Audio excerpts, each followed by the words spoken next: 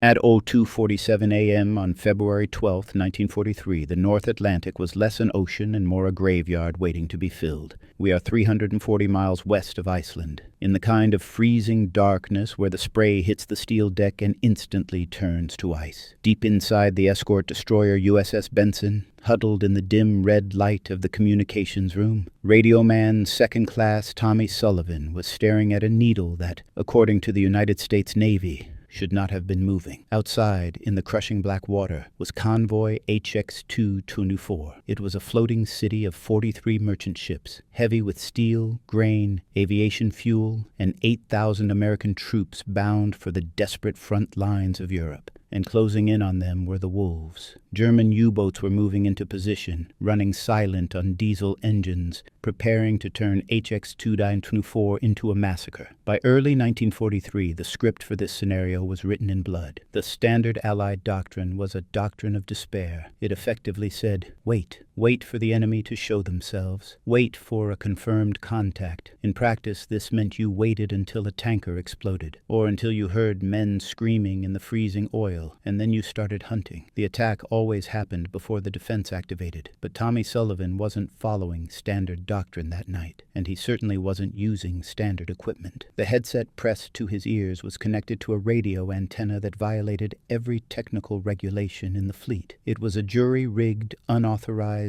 upside-down wire trick that he had installed while the officers weren't looking. According to the technical manuals sitting on the shelf behind him, his setup was impossible. It shouldn't work, but the needle was moving. Sullivan was picking up a signal that didn't exist for anyone else in the fleet. In the next 6 hours, that single unauthorized wire would detect 11 German U-boats before they could reach their attack positions. It would help the escorts sink 4 submarines and scatter 7 others. Most importantly, it would ensure that all 43 ships and the ammunition required to supply 3 Army divisions made it to port without a scratch. 0 Allied losses. This isn't just a story about a radio. It is a story about the friction between the book and the real world. It is the story of how one man's backwards thinking rewrote the physics of submarine detection, and how the most vulnerable convoys in the Atlantic were transformed into hunter-killer operations. It started with a kid from Cleveland who realized that dead men follow the rules, but live ones hear the signals nobody else catches. To understand why a young petty officer felt comfortable ignoring a Navy captain's orders in the middle of the North Atlantic, you have to look at where he came from. Tommy Sullivan didn't grow up in a university lecture hall. He grew up in the shipyard district of Cleveland, Ohio. His classroom was his uncle's radio repair shop on East 55th Street.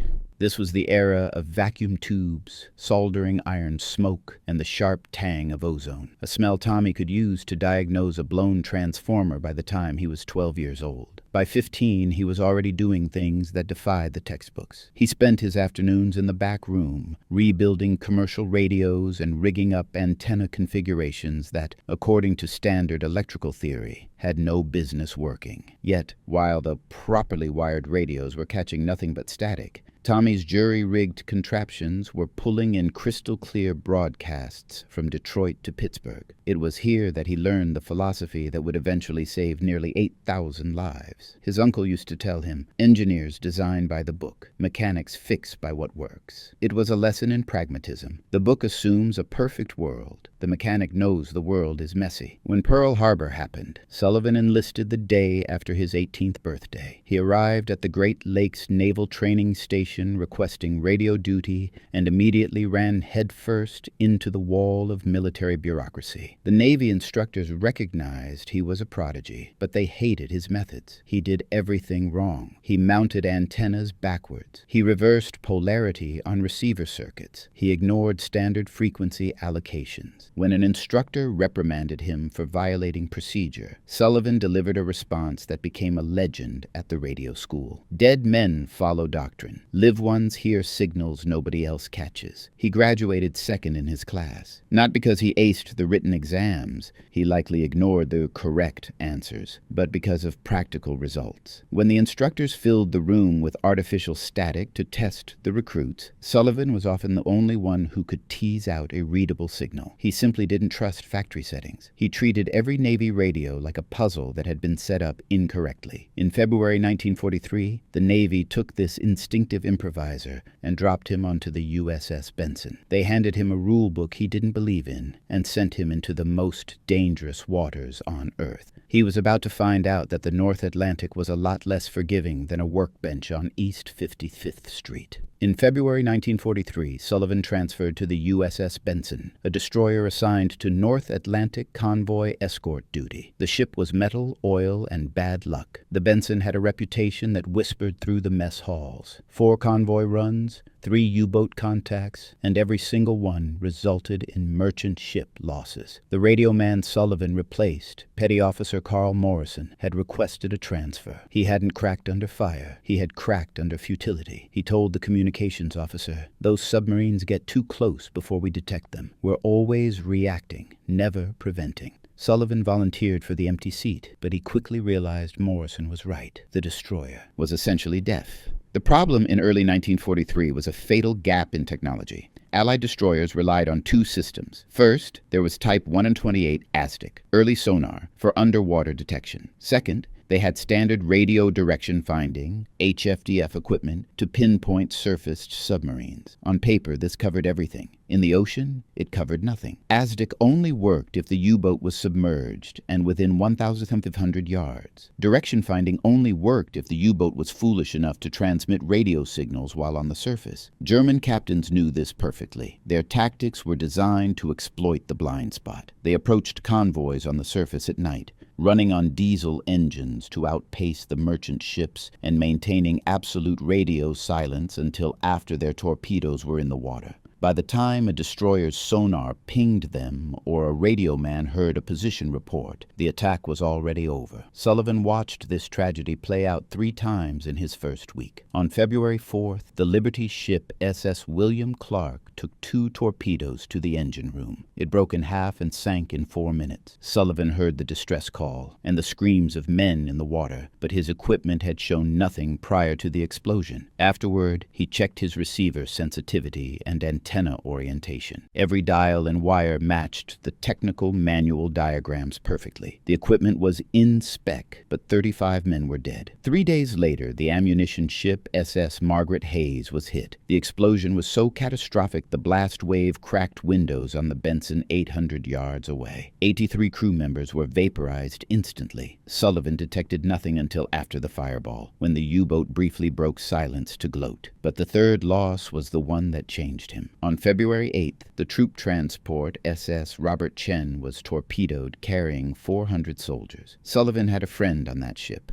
Eddie Morrison, a guy he'd trained with at Great Lakes. They had talked about life after the war just days before. The Benson arrived too late. Sullivan helped pull bodies from the freezing water, including Eddie Morrison. His friend's hands were frozen to his life vest. He had been alive just 20 minutes earlier. That afternoon, Sullivan went to the communications officer, Lieutenant Whitaker. He asked if there was any way to improve detection range. Whitaker checked the logs, saw that everything met factory ratings, and concluded that the equipment wasn't the problem. Physics was. Sullivan lay in his bunk that night, unable to sleep, listening to the distant rumble of depth charges hunting ghosts. His stomach clenched at the realization. His equipment was working perfectly according to Navy standards, but Navy standards were getting his friends killed. He decided it was time to stop being a radio man and start being a mechanic. Sullivan wasn't looking at the enemy. He was looking at the Benson's antenna. Standard Navy installation procedure in 1943 was rigid. The direction-finding antenna was mounted horizontally parallel to the deck. The logic behind this was sound, at least in a laboratory. According to electromagnetic theory, a surface vessel or a surfaced submarine transmits a horizontally polarized signal. Therefore, to catch that signal, your receiving antenna should also be horizontal. Like a catcher's mitt, you have to hold it the right way to catch the ball. But Sullivan realized something the engineers in Washington had missed. They had designed a system for a flat ocean. The North Atlantic is never flat. It is a churning chaos of swells and troughs. When a U-boat surfaced to charge its batteries or transmit, it didn't sit perfectly level on a glass table. It rode the waves. It pitched and rolled. Sullivan pulled out his notebook and started doing rough calculations. He estimated that in the heavy seas typical of the convoy routes, a U-boat was often tilting at an angle of 15 degrees. This tilt changed the physics of the transmission. transmission. A radio signal coming from a tilted antenna isn't purely horizontal anymore. It becomes partially vertically polarized. Sullivan crunched the numbers. A 15-degree list meant that approximately 25% of the submarine's transmitted power was being broadcast vertically. This was the invisible variable. The Benson's standard horizontal antenna was designed to capture 100% of a horizontal signal, but it captured exactly 0% of that vertical component. The math was terrifying. That 25% signal loss didn't just mean a quieter signal. It translated to a roughly 30% reduction in detection range. In the vastness of the ocean, that was the difference between spotting a U-boat at 8 miles versus 6 miles. Those missing 2 miles represented about 15 minutes of travel time. The difference between intercepting a killer and fishing survivors out of the water. Sullivan took his theory to Lieutenant Whitaker. The lieutenant, trying to be helpful, checked with the ship's engineering officer. They consulted the technical manuals, which confirmed that the Navy standard was horizontal. The engineering officer was definitive. Changing the orientation would require modification approval from the Bureau of Ships. Furthermore, they argued that Sullivan's theory was moot. It assumed the U-boats were transmitting during their approach. But German doctrine was strict radio silence. You can't detect a signal that isn't there, they told him. They were right about the regulations, and they were right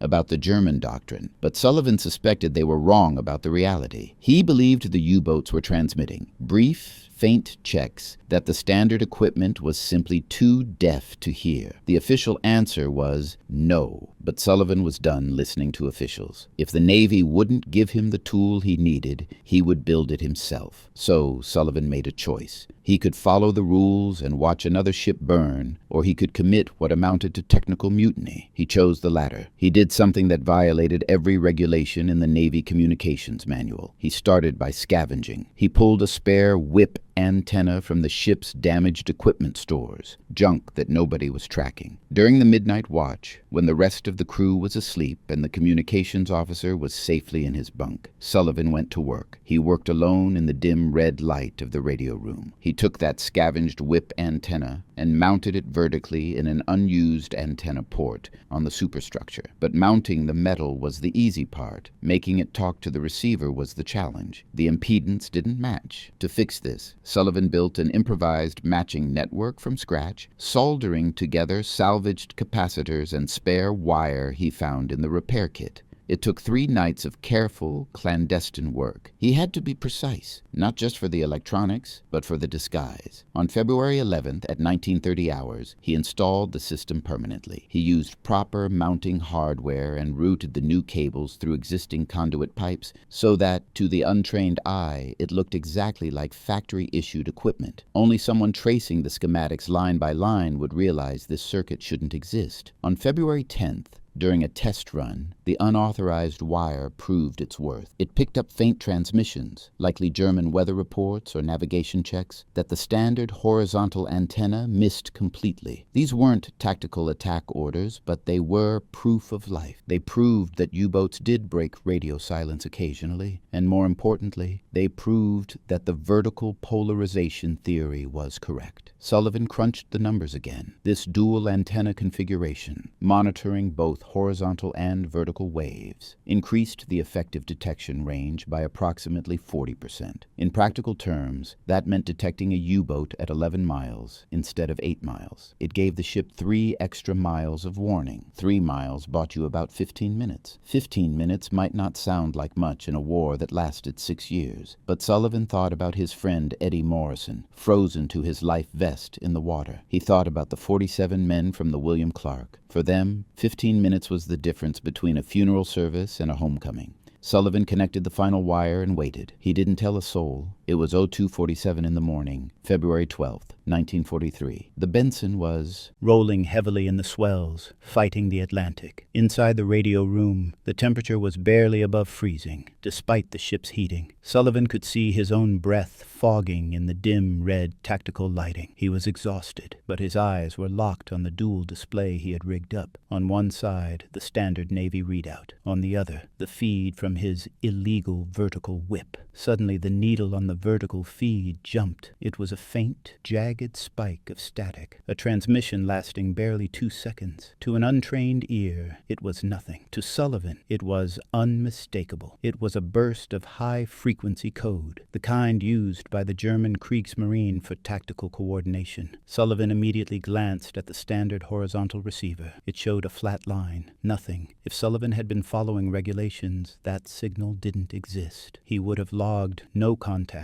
and continued his watch, but he had a bearing, approximately 10 miles northeast, dead ahead of the convoy's path. He waited. His heart hammered against his ribs. 30 seconds later, it happened again. Same bearing. This time, the standard antenna actually caught a piece of it. A weak, fragmented chirp, but the vertical antenna screamed. The signal strength on Sullivan's modification was 40% stronger than the Navy-issued equipment. This changed everything. A U-boat was out there, breaking radio silence before the attack. They were coordinating positions, likely setting up a patrol line to ambush the convoy. And thanks to the vertical polarization, Sullivan could hear them doing it. He didn't hesitate. He called the bridge. Minutes later, the door to the radio room swung open. It was Lieutenant Commander Frank Mitchell, the officer of the deck. Mitchell was a no-nonsense officer, and he didn't come down to the radio shack for small talk at 3 a.m. He looked at the traces Sullivan had marked on the paper tape. Then, Mitchell looked at the equipment. He pointed to the unauthorized wires and the strange switching setup. He asked the question Sullivan had been dreading. Why do we have a vertical antenna? That's not standard installation. This was the moment. Sullivan was a petty officer. Mitchell was a commander. Admitting to altering government property and violating communications protocols was grounds for a court-martial. Sullivan explained it all. The theory, the scavenged parts, the secret installation, the midnight tests. He braced himself for the reprimand. Mitchell listened without blinking. He didn't shout. He didn't quote the rulebook. He looked at the terrified radio man and asked a single pragmatic question. Does it work better? Sullivan showed him the comparison logs. The vertical antenna was pulling in signals the main receiver barely registered. Mitchell made his decision in 5 seconds. Keep monitoring, he said. I'm alerting the convoy commodore. The Benson altered course, its engines spooling up to 24 knots, tearing toward the contact. Sullivan stayed glued to his headset. At 0303, the vertical wire caught another one. A different frequency, a different bearing, 9 miles northwest. A second U-boat. At 0318, a third contact. 12 miles north-northeast. The picture was forming in terrifying clarity. The Germans weren't just a random threat. They were forming a sophisticated net ahead of the convoy. Standard doctrine said the escorts shouldn't know this was happening until the first torpedo hit a merchant ship. But Sullivan was watching them set the trap in real time. The detection ranges were unprecedented. Picking up a brief tactical burst at 12 miles was supposed to be impossible with existing equipment. Yet, there it was. Sullivan was effectively seeing over the horizon. Mitchell called a radio conference with the other escort commanders at 3:30. He relayed the data. The convoy commodore was skeptical. He was being asked to trust the illegal equipment of a single enlisted man against the entire weight of naval tradition. But the bearings were too precise to ignore. 3 confirmed contacts. A Wolfpack was waiting. The Commodore made a choice that would rewrite the history of that night. Instead of huddled defense, waiting for the blow, he ordered the escorts to go on the offensive. They wouldn't wait for the U-boats to come to them. They were going to hunt them down before they could fire a single shot. The impossible warning had just turned the most vulnerable convoy in the Atlantic into a trap for the hunters. The order from the convoy commodore was aggressive, risky, and completely contrary to the defensive mindset of 1943. Attack. Instead of huddling close to the merchant ships and waiting for the torpedoes to fly, the escorts were going to conduct a preemptive hunter-killer operation. They were leaving the sheep to hunt the wolves. The USS Benson and the destroyer USS Madison broke formation, racing ahead of the convoy at flank speed. In the radio room, Sullivan was no longer just a listener. He was effectively the fire control officer. He continuously updated the bearings as the unsuspecting U-boat ahead of them transmitted brief coordination bursts. Normally, a destroyer would need to stumble upon a submarine within 1,500 yards for its sonar to pick it up. But because Sullivan's vertical antenna had given them a long-range vector, the Benson was already roaring down the correct line of bearing. At 0447, the theory became reality. The Benson's ASDIC sonar pinged a submerged contact at 120 yards.